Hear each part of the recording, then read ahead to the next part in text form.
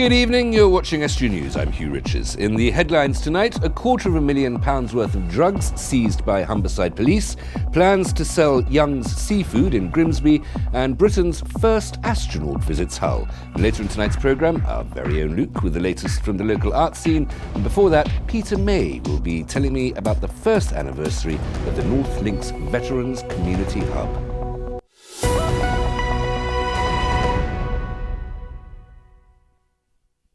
£250,000 worth of drugs destined for Hornsea have been seized by the UK Border Agency.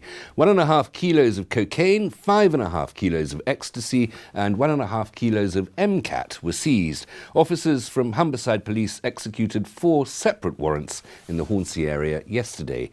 2 women and a man have been arrested on suspicion of being involved in the importation and supply of Class A and B drugs and money laundering. They've been released under investigation. Young's Seafood has announced it's up for sale. The seafood manufacturer employs around 1,700 staff at its headquarters, product development and manufacturing sites in Grimsby. The company has been in business for around 200 years and has been based in the town for more than 50 years. A spokesman for the company said they intended to start a structured and open bidding process. Britain's first astronaut was in Hull yesterday. Helen Sharman was at the launch of the British Science Festival, which starts in the city in September. Born in Sheffield, she spent 8 days on board the Mir space station in 1991, the first woman there. She's an honorary fellow of the British Science Association and an honorary graduate of the University of Hull. Our reporter Jack Muscat took a giant step to the deep to find out more about what the festival has in store. The British Science Festival is coming to Hull. The annual event mixes elements of practical, theoretical and philosophical science and lands in East Yorkshire this September. I went along to the launch event at the Deep to find out more about the experimental happenings that will be on offer. The British Science Festival is a celebration of research science, and it takes place every year in early September in a different place around the UK. And it's been going since 1831, when we, the organisers, the British Science Association, when we were founded. And each year it's given a platform for researchers to talk about their work to each other, to people in different research subjects, but also crucially to the public. And that's what makes the festival so special. So there's something for everyone. So maybe you're a super science geek and you want to meet some researchers and hear about what they're doing, or maybe you're not that keen on science actually, but you're just looking for something to do on a Thursday night, and we're going to have some great events for you to take part in. At the launch event was Helen Sharman, who became the first British astronaut in space 27 years ago.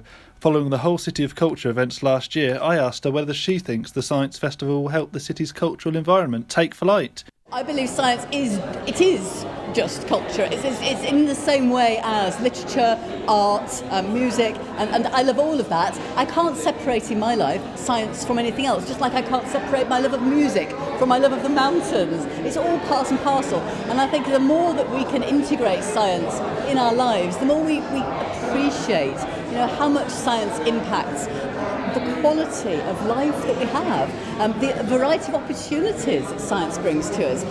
It really is. We have music festivals, we have literature festivals, so just to have a science festival, to me, it is just a natural thing to do. We're super excited to be returning to Hull and Humber. There's a couple of reasons for that. So one is that there's so much exciting research here in business, in healthcare, in energy, sectors like that, and in the university. So the University of Hull is the partner hosting the British Science Festival this year. So we're really excited about showcasing all the excellent research. And we also want it to be a bit of a legacy for the City of Culture, So there's been some amazing events going on in the region as part of City of Culture. And so what are people going to do now, right? They're going to come to the British Science Festival in September. Sheffield-born Sharman was just 27 years of age when she was sent aboard the Mir space station, making her the 6th youngest person ever to fly into space. Previously working as a chemist, her scientific background helped her beat nearly 13,000 applicants to take part in Project Juno. She shared with me her fascinating experiences of being in space. I still, 27 years later, remember that feeling of weightlessness, of just floating. It's the freedom of not having to touch anything.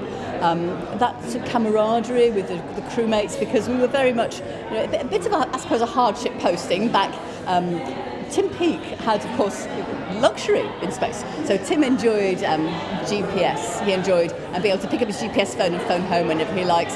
He had email as the astronauts joined the International Space Station, and absolutely we make use of the technology, and that drives the science. But back 30 years ago, we didn't have email or GPS phones to use in space, so it was quite a different environment. So that camaraderie was probably different as well. But of course, the views out of the window are just the same, and nobody ever gets tired of that. Amazing.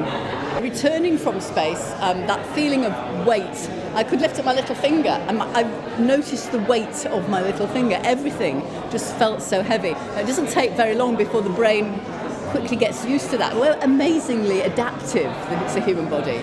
But yes, that difference between feeling weightless for 8 days in space and then coming back to Earth and having to stand up and learn about balance again, up and down. Lifting up a leg, my leg felt heavy, so actually balancing to walk in a straight line was very interesting for a while. The British Science Festival lands in Hull on Tuesday the 11th of September and runs through until Friday the 14th. Jack Muscat, Estuary News. Virgin's state-of-the-art Azuma train made its inaugural visit to Lincoln in the early hours of this morning. The train, which takes its name from the Japanese word for east, will be rolled out on the operator's East Coast routes next year. The test run is part of a programme to prepare for the 65-strong Azuma fleet. The first of these will enter service in December as part of a 2-year programme. Lincoln will see great improvements to the timetable as direct services to London increase from 1 a day to 6. Students and lecturers of the Grimsby Institute have come together to raise funds for the Links and Knots Air Ambulance. Event management and tourism management students came up with the idea of hosting a fundraiser as part of their course involving sponge throwing. Money raised from the event will go towards the air ambulance. Ian Rodwell, lecturer at the Grimsby Institute, says the event is a win-win for all involved. Basically, I've been in the stocks and absolutely soaked with throwing wet sponges at whoever's in there. The reason being is because it's our foundation degree students, our level 5 ones, both event management and tourism management. And as part of their course, they have to put a live event on. And the live event is a fundraiser for the Links Knots Air Ambulance. And at the moment in the stocks is Simon Bryson, who they are throwing out, who is actually running the London Marathon on Sunday for that. And so this is all part of the sort of the bigger picture. The air ambulance actually saved his life a couple of years ago, and that's obviously why this charity is close to him. So we thought it was a good idea, with having the students having to put the event on, that they chose the event, they chose what to do. I certainly wouldn't have chosen this, soaked as I am. But they wanted to do that, and obviously they've got to do it as part of their course, and they don't get assessed on the actual event, they get assessed on the preparation and all of that. But yes, basically, if we can earn some money for the Knots Links Air Ambulance as well, that's got to be a good thing. The North Links Veterans Community Hub is about to celebrate its first anniversary, and I'm joined now by Peter May, chairman of the Hub, to tell me more. Peter, welcome. Thank you very much for coming in. Good evening to you. What is it that the Hub does, the Veterans Hub? What's it for? The Hub is there basically to provide a signposted service for veterans, soldiers, sailors and airmen still serving, their families and the cadet force. So if they've got some problems in life, or they've got problems with the pension, things like that, we can direct them into the channels that they need to be in. One simple case we got the other day was one of our people rang us up. His shower wasn't working. He's visually impaired. So the guy on the desk at the time, Andy, he contacted Vision Aid for veterans, and within the afternoon there was a plumber there to fix his things. We provide a drop-in centre for the RBL. The RBL? The Royal British Legion. They come once a month, the first Thursday in every month, and they hold a clinic there. Where are you based? We're based in Scunthorpe, in Francis Street, number 31 Francis Street. And if people want to contact you, they think they can either offer some help or that they need some help, how do they get in touch? We're open 3 days a week. and it's just a drop-in. It's open between 10 in the morning and 3:30 in the afternoon. There are telephone numbers on the door, in the window, that they can get our telephone number and anything and ring us. Unfortunately, due to the amount of volunteers that we've got, we can only open 3 days a week. We would like more volunteers to come and help us with the hub. And you mentioned that helping a man with his shower, but there's also sort of post-traumatic stress disorder. Oh yes, yes, we have deep and complicated problems that you can help with. We have deep, complicated problems like that, where we can refer them to combat stress. If they've got any legal forms that they need filling in, we have a paralegal, Jude. She's ex-medical corps, just done a law degree, and she gives her time freely to us. You've got a chaplain as well, I think. Yes, we have Elaine. She's a chaplain. She's with the Appleby and Winteringham Ministries. She does 4 churches out there, and she provides pastoral help. And it's just the fact that veterans get together. Only veterans can understand veterans. That's right. Yes, yeah. Only veterans.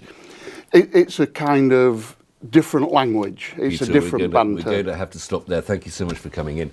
Join me after the break. Jack will bring us the thoughts of both the Scunthorpe and Grimsby managers in the sport, and our very own Luke brings us a roundup of the latest news from the local arts scene.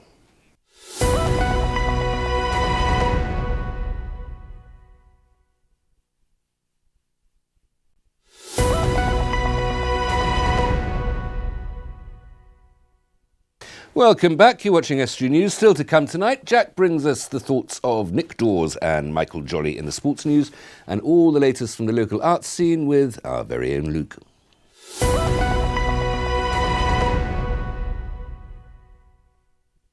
A quick update on one of yesterday's stories. Grimsby man Darren Clarke has been found safe and well. He went missing from his home on Tuesday morning, and an alarm was raised when he failed to pick up his children from school. But he is safe and well.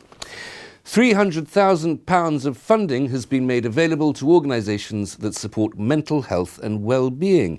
The money from Lincolnshire Partnership NHS Foundation Trust and Lincolnshire County Council will enable adults with mental health problems to participate in a range of activities to help them to recover and maintain a good quality of life. Successful projects will join the Trust's Managed Care Network, a collection of community groups which offers support to help keep people living well in the community. The deadline for applications is the 28th of June. Work on the £1.5 million Baysgarth community facility in Barton will start in the summer. It'll offer wider chances for healthy and active lifestyles, community learning and activities for all ages. It'll have a library, facilities for health and well-being and an internet cafe. Sandra Simmons from North Lincolnshire Council says the new facility is an exciting development for the town. It's really exciting. We've got an integrated centre, so we're going to have services from birth through to end of life, if you like, in that way. It's a one-stop shop for customer information, support about training, employment. We're going to have fantastic library facilities here. We've already started looking at some of the combined activities, so we've got some of our older residents coming, maybe chair-based exercises, opportunities to see things that they might be a bit hesitant to try, but because it's in the environment, we've got support staff here, they can have a go. We've got a fantastic setting in Baysgarth Park. It's one of our most beautiful parks, and we're really keen into the future that will extend being active, walking across to other parts of Barton, be it Baysgarth Museum, all the links we've got across in this lovely facility and locality. The proposal is to spend about £1.5 million on the leisure centre, which will include the wellbeing hub and the library, and it will bring those services together. The idea being that it will bring more people to this area where they can probably go to the library, use the swimming pool and use the wellbeing hub if they need to. And also the library will be open a lot longer than what it is now, so it'll be open at night. So if people are working at night, they'll be able to come and use the library, as probably well as the fitness centre and other things as well. Well, the beneficial thing is that they're bringing more people into one area, so each service will benefit, I think, from each other. Also the library service, which is very important for the area, will be open longer, so there'll be better service for the people at Barton as well. staffed by the people that are here when the leisure centre is open. We're extending the offer, particularly in terms of access, but also the opportunities to link things together. So, for instance, we might have some Nordic walking starting from here. We might do a treasure trail linked in with some of the summer and the heritage elements that we've got in Barton. Opportunities, we're going to have a cafe here. So, in some ways, it's making it more of an event if you're coming out. So, we've got transport coming to the building, again for different residents' needs. Local villages as well being able to come in, just giving us a different range of promotional opportunities as well. Under one roof, together, sharing those skills, sharing those opportunities. We're really keen on the intergenerational agenda and sharing skills. I was just coming here, heard something on the radio about, learning skills from adults for young children sharing with adults. I'm frequently shown how to use IT with much younger people. And work there is expected to finish next spring.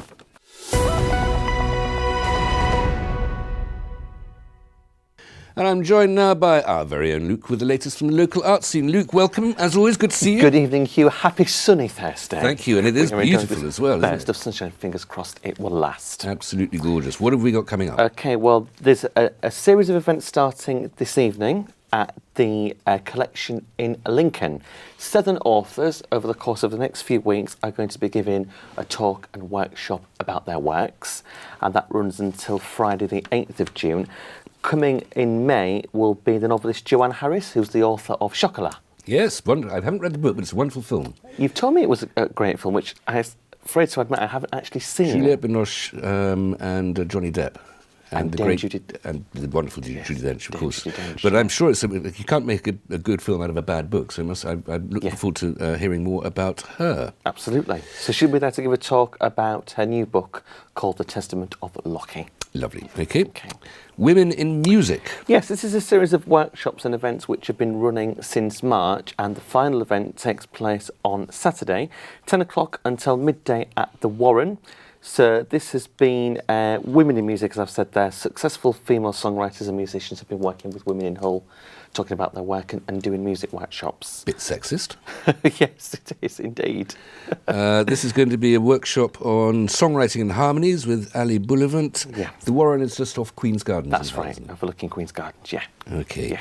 Yeah. Frankie Valli. Oh, yes. What's your favourite Frankie Valli track? Oh, I don't know. I'm just having a look at a list of them here. I would say Big Girls Don't Cry, because it's just funny. You see, they're all good, aren't they? And Can't Take My Eyes Off You, which was covered by Andy Williams as well, wasn't it? Frankie Valli himself says this is a tribute band of Frankie Valli and the Four Seasons. Frankie Valli himself said that you guys are dynamite. Yeah. So it must be a good show. I would imagine. Absolutely fantastic. Crucially, Hugh, that's taking place at the Embassy Theatre this Saturday, Embassy Theatre in Skegness.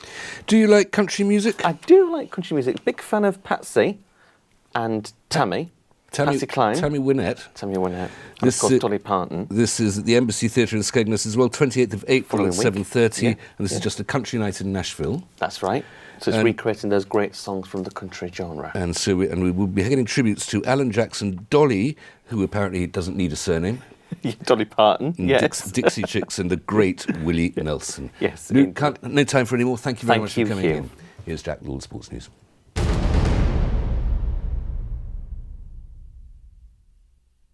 We'll start with the big news coming out of Hull Kingston Rovers concerning one of their key players. The club has confirmed that first-team player Thomas Minns has failed a drugs test.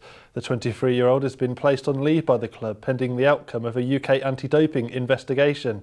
Minns said he took a banned substance on Mother's Day as he struggled with the loss of his mother, who died last year. In a statement issued on the club's website, the Leesbourne Centre apologised for the unfortunate episode, saying he was low and upset at the time. Asking for forgiveness, he didn't expect any sympathy and admitted it was a huge mistake that could cost him his career. Minns could be banned from rugby league for up to 2 years after testing positive following the win at Huddersfield Giants on the 15th of March. The Leesbourne Centre has starred for Rovers this season, scoring a hat-trick in a man-of-the-match performance in the defeat to Hull FC on Good Friday. Minns now faces an uncertain future in the game after this incident, but I'll bring you all the latest developments as and when the situation becomes clearer. In other news, Hull FC are in Super League action tonight as they take on close rivals Leeds Rhinos tonight. The match at the KCOM Stadium pits 6th place Hull up against 5th place Leeds, with the two sides separated by just a point. In terms of team news, Hull are boosted by the return of back row trio Sika Manu, Mark Minicello and Dean Hadley. Kick-off tonight is at 7:45 and I'll bring you full details of the result in tomorrow's sport. Moving on to football now, and Scunthorpe United are preparing for the visit of Walsall to Glanford Park this weekend. The Iron approached the game fresh on the back of the 1-0 win at League One playoff chasing rivals Charlton last Saturday. Ahead of the Walsall clash, interim manager Nick Dawes spoke of the healthy competition he has within his squad. They all want to play, they all want to help, and I can't give them all that. I can just sort of look at what they've done in recent times, and I'm talking 2 games really, you know, a little bit of what's gone before, because they've built up a lot of credit in the way that they've performed, some of them for this season, some of them for the best part of 2 years, but also consider those boys that have it's not just been quite right for in the last few months, and the boys are firing, the boys, every single one of them's firing, and that's a cracking situation to have. Meanwhile, with the season soon drawing to a close, Grimsby Town have a massive 3 games ahead of them as they look to avoid relegation from League 2. The Mariners travelled to Swindon Town on Saturday, hoping to build on the draw against fellow strugglers Barnet last weekend. Earlier today, I spoke to manager Michael Jolly and asked him what his thoughts were as his side approached the final run-in. I think we are looking forward to the games because we know what we're about, and we know if we go down to Swindon and deliver a good performance, then we have a chance of taking something. But nobody's in any way blasé or complacent about anything. We have to earn everything we're going to get. Nobody's going to give it to us, and that's our mentality. And that's all from me in the sports. Back to Hugh in the studio.